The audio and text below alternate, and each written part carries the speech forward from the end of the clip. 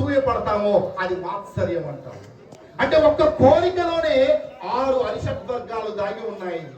కాబట్టి అటువంటి కోరికల్ని జయించే ప్రేమతో నిండినటువంటి పురమే మదనాపురం అని నేను సభాముఖంగా తెలియజేస్తున్నాను.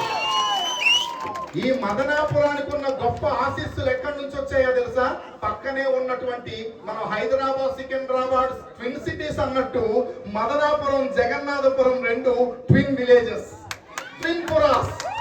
ఎందుకంటే జగన్నాథపురం అంటే జగన్నాథుడు అని అర్థం. ఈ జగత్తుకి నాథుడు ప్రభు ఎవరు అంటే మళ్ళీ శ్రీ మహావిష్ణువు, శ్రీకృష్ణుడు పరమాత్ముడే. అటువంటి మదనాపురంలో ఉన్న ప్రజలకి ఒక ఆశీస్సులు అందిస్తున్నటువంటి ఆ జగన్నాథుడిని కలిగినటువంటి మరో పురమే జగన్నాథపురం అని తెలియచేస్తూ, ఇంత చక్కనైనటువంటి పురాలతో విరాజిల్లుతున్నటువంటి, విరాజమానసంగా ముందుకు వెళ్తున్నటువంటి ప్రతి ఒక్కరికి కూడా అభినందనలు తెలియచేస్తూ ఉన్నాను. ఇక్కడ నాకు నచ్చిన విషయం, ఎప్పుడో మనం శంకర భగవత్పాదులు ఆ రోజు చెప్పారు, హిందూ మతంలో ఎన్నో రకాలైనటువంటి దైవత్వాల్లో వేరువేరుగా నేను ఈ యొక్క దేవుణ్ణి పూజిస్తాను, నేను ఈ దేవుణ్ణి పూజిస్తానని ఎన్నో మతాలుగా విభజిస్తూ ఉంటే ఆయన 6 మతాలే, దాన్నే ఐత్వం అంటారు.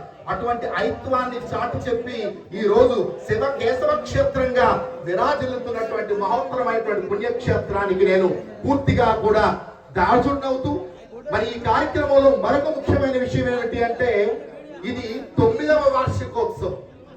9కి ఒక అద్భుతం ఉందండి.